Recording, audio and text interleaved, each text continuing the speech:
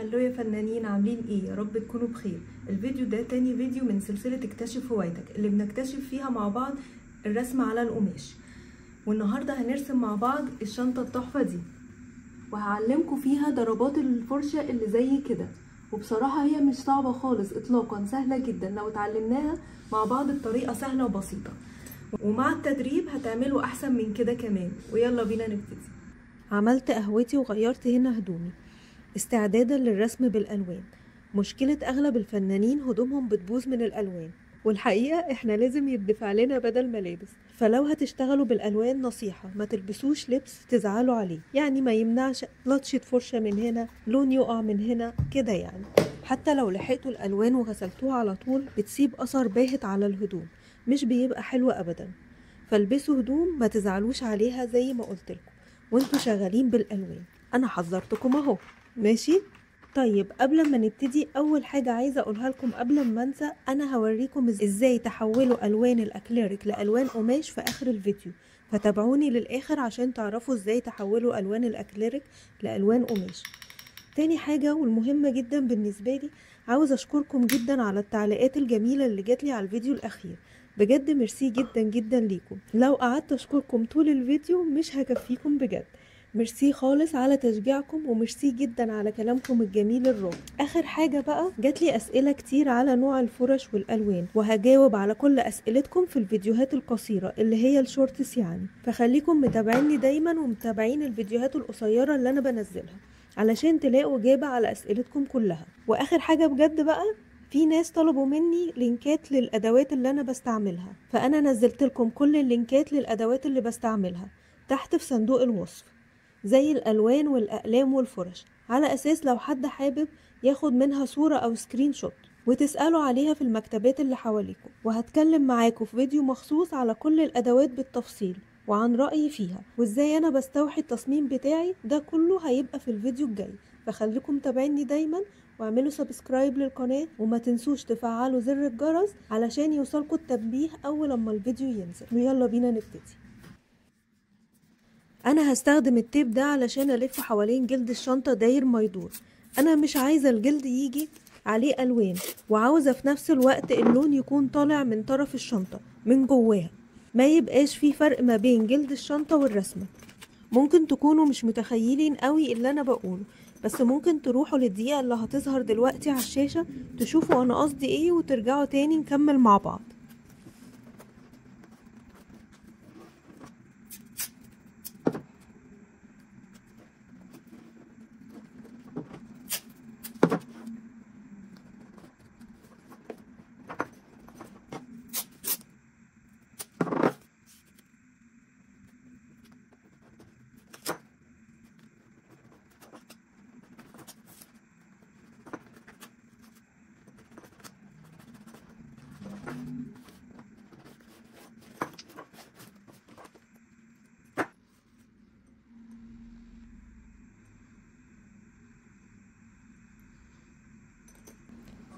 اول خطوة في الشغل اللي بجد بقى، اننا ناخد مقاس الشنطة علشان نرسم الديزاين اللي احنا حابينه عليها.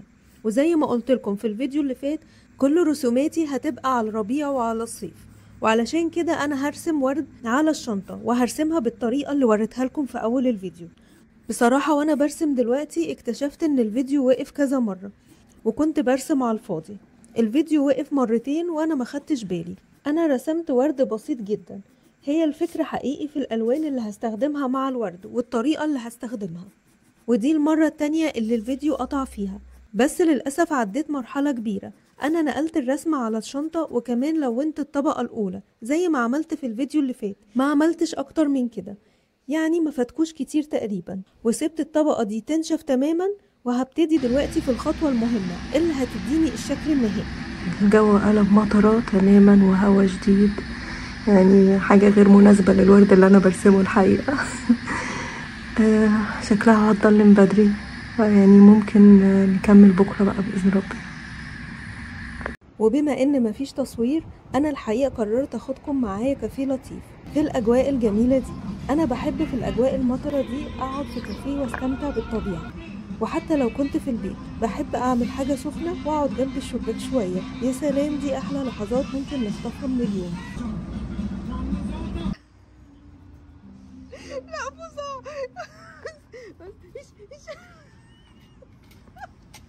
وانا قاعده انستني شويه طيور قعدوا ياكلوا معايا.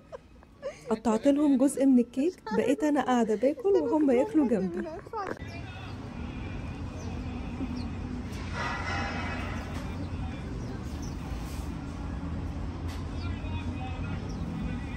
الجو النهارده مختلف عن امبارح تماما، طالع مشمس جدا، بصراحه سعيده بيه قوي، حلو جدا. نبتدي في الخطوه المهمه بقى دلوقتي مع بعض. بعد ما الالوان نشفت تماما هبتدي باللون الابيض بزاويه الفرشه زي ما انتوا شايفين كده، واعمل كيرف بسيط مع كيرف الورده بالشكل ده، ومش هدمجه خالص او اسيحه مع اللون اللي تحتيه، لا انا هخليه زي ما هو، والطبقات هتشرب من بعض وهتدينا النتيجه اللي انا عاوزاها في الاخر.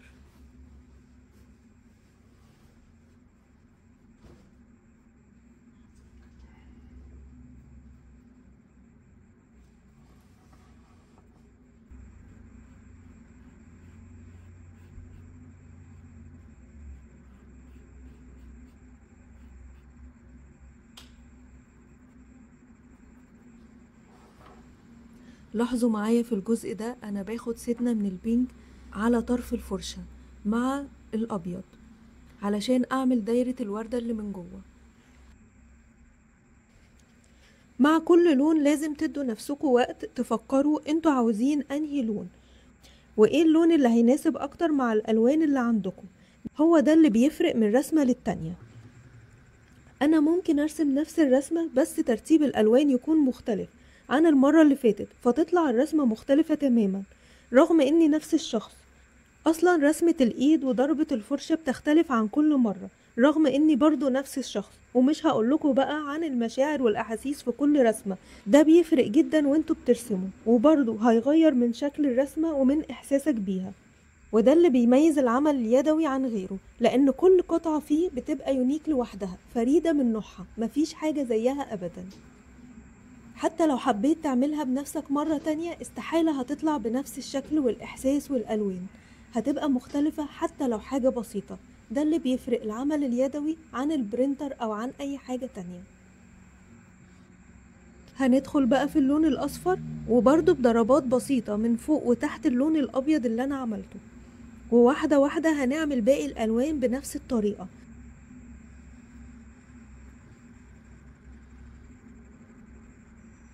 انا الحقيقه مايل عليا التلوين بالطريقه دي الفتره دي جدا، مش عارفه ليه.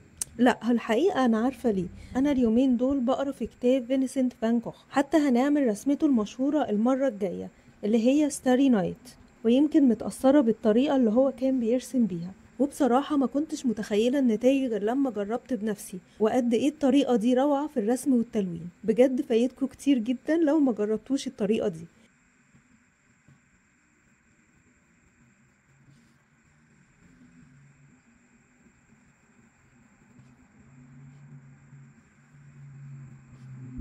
لو صعب عليكم قوي ممكن تجيبوا الورقة اللي انتوا عملتوا عليها الديزاين وتبتدوا ان انتوا تتدربوا عليها، بس تتدربوا عليها بألوان جواش او الوان مية، بس الوان الجواش هتبقى احلى، او الوان اكليريك هتبقى حلوة جدا. ممكن تتدربوا عليها، تعملوا الخطوط، تعملوا الالوان اللي انتوا عاوزينها، وبعد كده تبتدوا تنفذوها على الشنطة على طول. ده انتوا لو قلقانين قوي، بس يعني هو الموضوع كده كده هيحتاج شوية تدريب مش اكتر. نرجع بقى للشنطة بتاعتنا.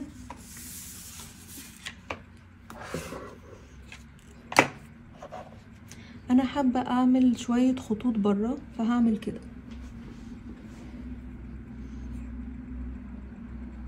وبصراحة انا مش بنضف الفرشة عشان حابة تدخلات الالوان مع بعض. انا هنا خرجت بره حدود الباتل للوردة علشان اعمل برضو نفس الحاجة.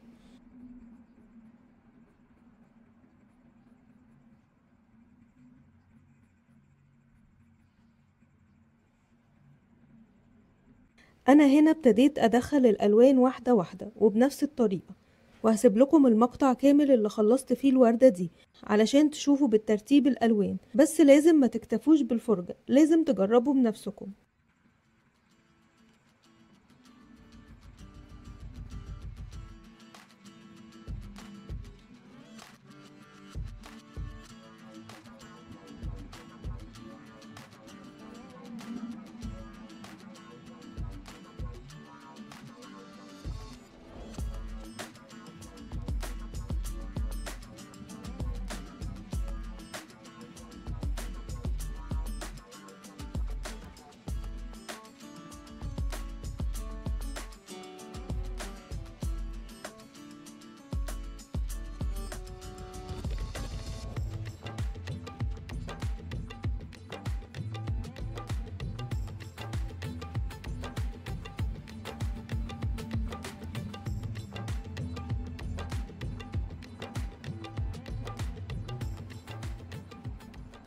وفي الاخر خالص هعمل نقط بسيطة زي دي هتديني تجسيم اكتر للفكرة اللي في دماغي.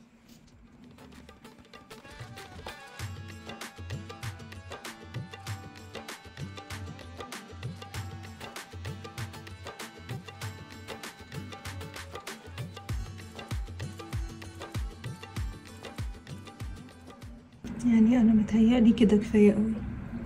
هعمل الاتنين دول كمان وهنرجع نكمل مع بعض.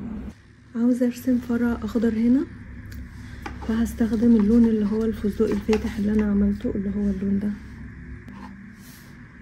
هعمل الفرع الاول يعني بتمويجة كده،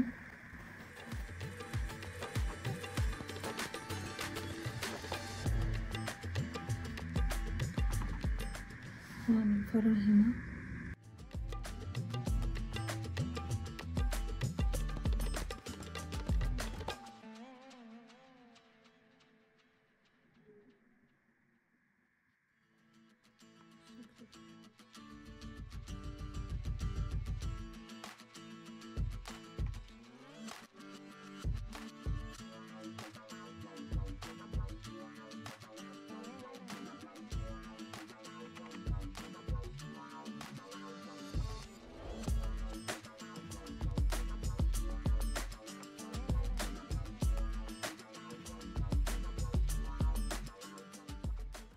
هعمل واحد في جزء هنا خفيف يعني مش كده.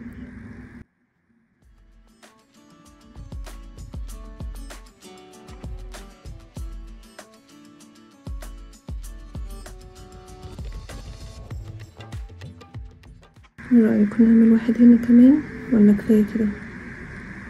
خلوني افكر شوية. انا هنا زودت ورقتين كمان للفرع، وكمان زودت شوية الوان بالفرشة. حبيت شكلهم قوي قوي وحبيت شكل الشنطة في الاخر. انا شلت اللزق خلاص وعايزة اوريكم لما شلت اللزق اهو. شايفين الالوان داخلة لجوه في نفس الوقت مش جاية على الجلد. ده اهمية التيب اللي احنا حطيناه في الاول. شايفين تحفة.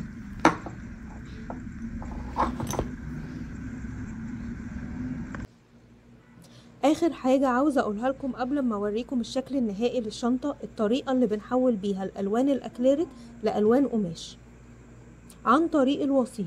هو ده الوسيط اللي بنستعمله، وفي منه كذا ماركة ونوعية، بس انا بحس ان ده افضلهم. كمان بستعمل العلب اللي بتتقفل اللي زي دي علشان احافظ على اللون وما ينشفش. الطريقة بسيطة جدا، بحط مقدار 1:1، يعني لو حطيت مقدار اكليريك احط قده بالظبط من الوسيط، وبخلطهم كويس جدا جدا مع بعض، وبس كده. اقدر بعد كده اشتغل بيه على القماش عادي جدا.